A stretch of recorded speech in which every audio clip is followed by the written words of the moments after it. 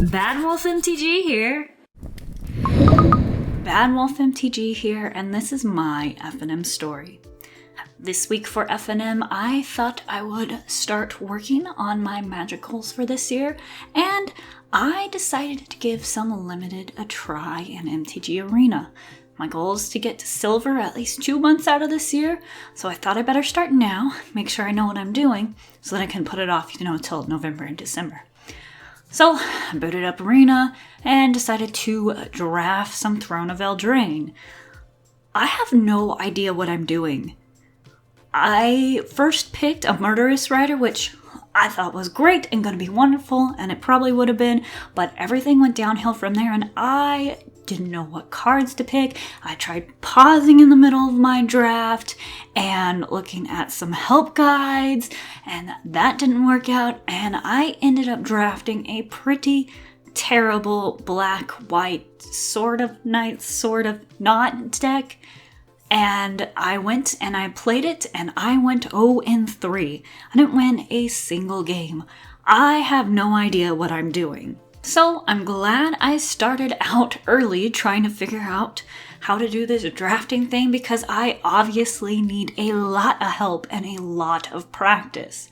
I'm really excited for Theros to come out, so I don't know if I should wait to draft until I figure out how to draft in the Theros environment, or if I should just keep looking at resources on how to draft Throne of Eldraine.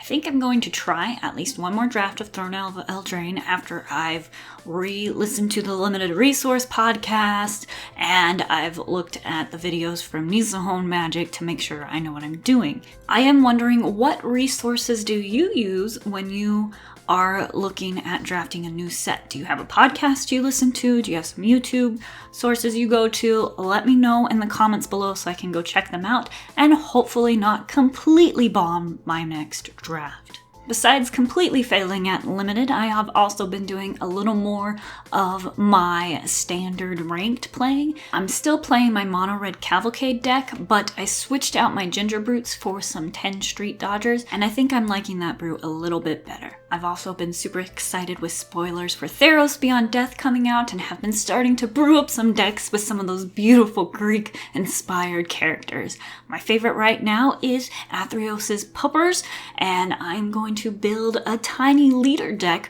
around Athreos, and the Puppers will be in the deck because flavor-wise that makes more sense to me.